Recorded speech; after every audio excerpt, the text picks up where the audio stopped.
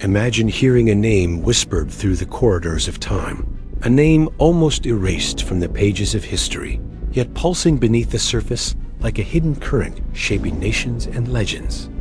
What if I told you that one tribe in the Bible carries a mystery so deep, so tangled in prophecy, exile, and myth, that unlocking its story might reshape everything you thought you knew about Israel's past and the world's future?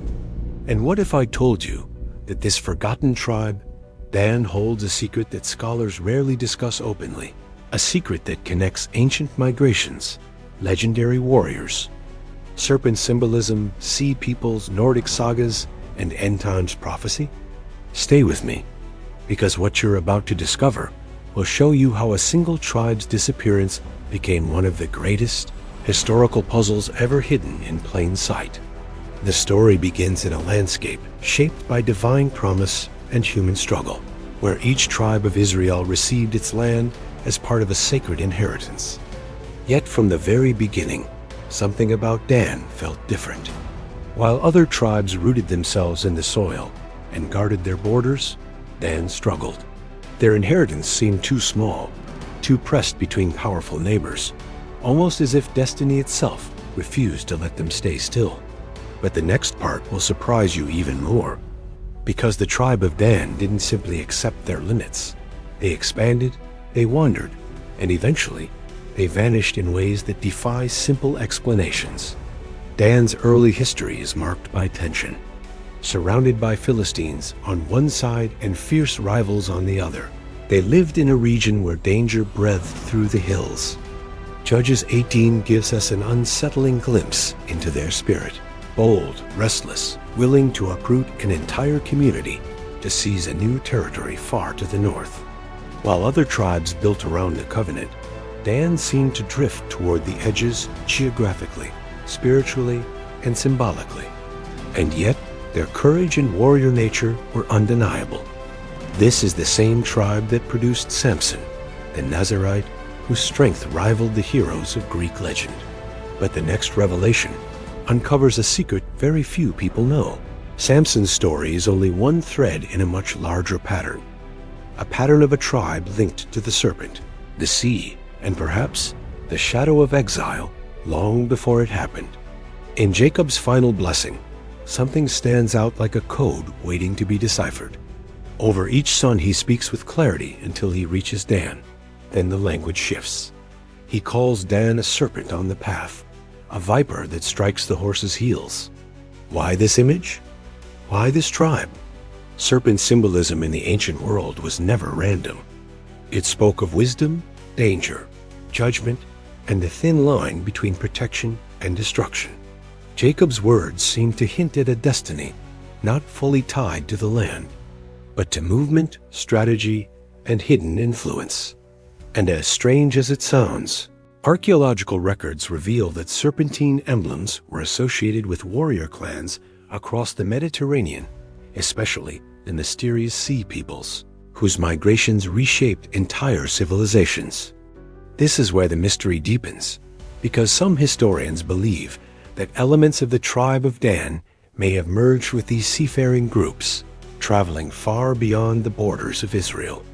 Evidence suggests connections between Dan and the ancient Danaans, one of the sea peoples mentioned in Egyptian records. The name Danaans appears strikingly close to Dan, and their presence around the Aegean Sea opens shocking possibilities. What comes next may change how you see the sky forever, because for the first time, biblical narrative intersects with world mythology in ways few people dare to explore. Greek legends speak of the Danaans, an ancient people associated with the hero Danaans, who led migrations into Greece. Their stories echo patterns familiar in the Bible: journeys from the east, battles with giants, founding of cities, and the weaving of genealogies through divine encounters. Could these Danaans share roots with the tribe of Dan? Could biblical history and Greek myth be two mirrors reflecting the same wandering people? Suddenly, the serpent imagery, the restlessness, the warrior identity, all begin to align. But the next part reveals something even stranger. When Dan conquered Laish and renamed it Dan, they planted themselves at the northernmost edge of Israel. This became the famous phrase, "From Dan to Beersheba, the borders of the nation." Yet the tribe did not disappear there. Instead, traces of Dan appear in unexpected places. Ancient Irish records speak of a mysterious group called the Tuatha Dé Danann, the tribe of the goddess Danu arriving with advanced knowledge, craftsmanship, and almost supernatural abilities. Coincidence? Or fragments of migrations carried across centuries and oceans? Meanwhile, Scandinavian legends mention the Danir, founders of Denmark. Even the very name Denmark translates to Dan's mark. Could this be the distant echo of a tribe that refused to be forgotten? But the next revelation reaches even deeper, because the tribe of Dan is linked to prophecies surrounding the end times.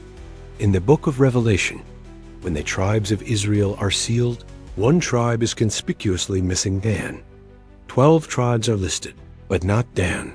Some early Christian writers believe this omission hinted at a dark future association, perhaps with rebellion or deception. Others believe Dan would have a different role, a hidden role, one that aligns with Jacob's prophecy of the serpent.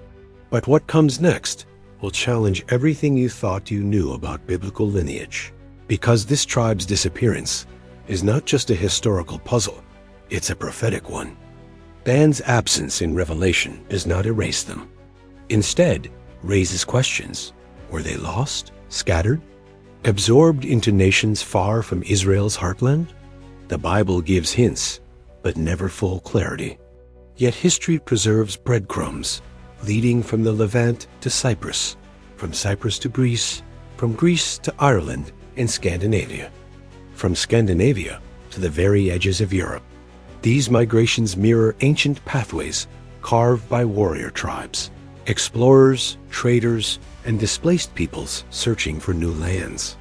Dan seems to have walked those paths long before others, leaving names, symbols, and legends behind like signatures in the earth. But the next clue pulls us back into the biblical narrative. The Danites were one of the few tribes associated with idol worship early on. The graven image taken from Micah's house became the centerpiece of their new city. This turn toward idolatry has led some scholars to theorize that spiritual separation may have precipitated geographical separation. In other words, abandoning the covenant may have opened the doorway to wandering, and wandering may have given birth to new identities across continents.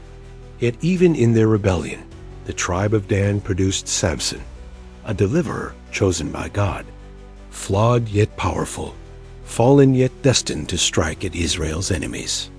This juxtaposition, rebellion and redemption, reflects the dual nature of Dan's story, a story that does not fit neatly into conventional narrative.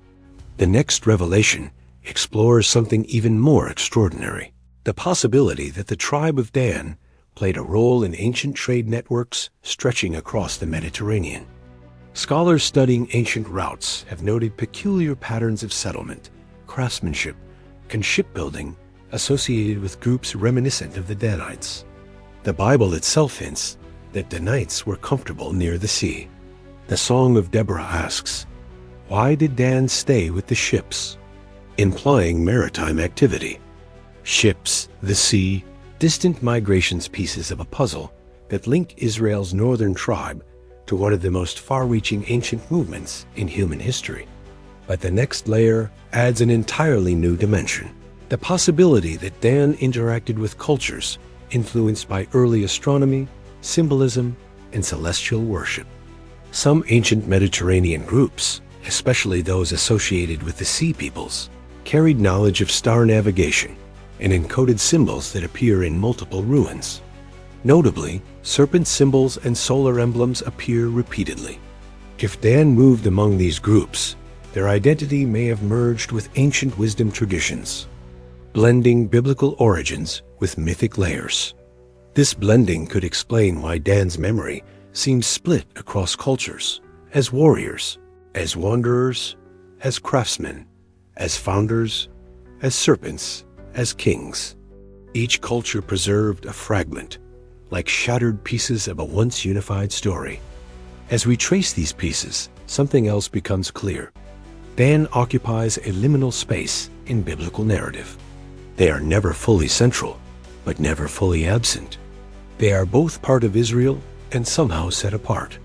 Their story flows along the edges, following the margins of the map northward, seaward, outward into the unknown.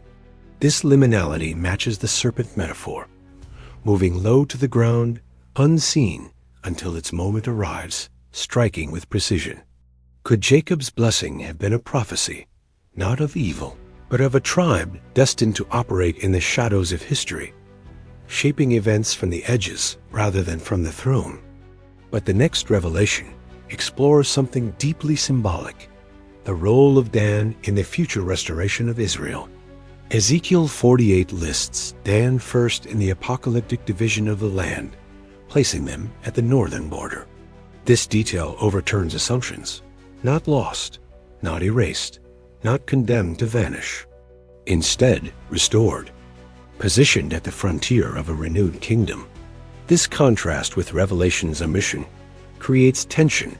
How can Dan be excluded from one prophetic list and honored in another? The mystery suggests a story still unfolding, a destiny not yet complete, a tribe waiting to re-emerge when the world least expects it.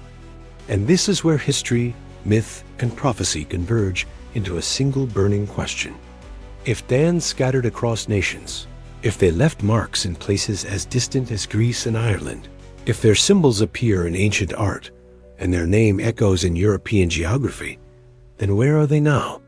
Could descendants of Dan be living among countless nations, unaware of their connection to a tribe whose story was never truly lost?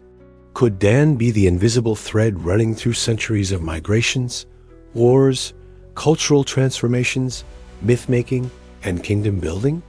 The possibilities multiply, branching into realms of anthropology, linguistics, prophecy, and archaeology. What comes next may change how you see the world forever, because the search for Dan is not just a search for a tribe, it is a search for identity, origins, and destiny.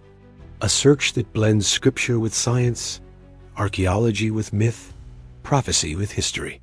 Every clue draws us deeper. The serpent prophecy, the migrations, the sea journeys, the warriors, the craftsmen, the kings, the wanderers. Each thread leads to a larger tapestry that humanity is only beginning to unravel.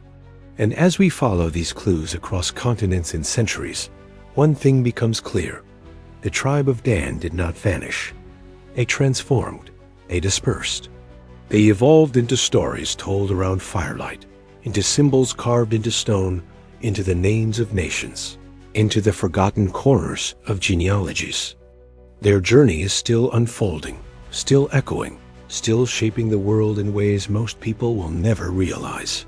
And now, as we reach this moment in our journey, take a breath and look back at everything they uncovered together. The forgotten footsteps of a tribe that walked on the edge of history, the restless wanderers who shaped borders, carved legends, and left their marks across continents. The serpent prophecy whispered by Jacob, hinting at a destiny hidden beneath centuries of movement and mystery. The migrations of warriors across the seas, the tales of the Danaans, the echoes of the Tuatha Dé Danann, the shadow of the Danaans, the rise and fall of ancient kingdoms shaped by hands we never see. The strange disappearance of Dan from Revelation, and their equally strange reappearance in Ezekiel, standing first in line for restoration.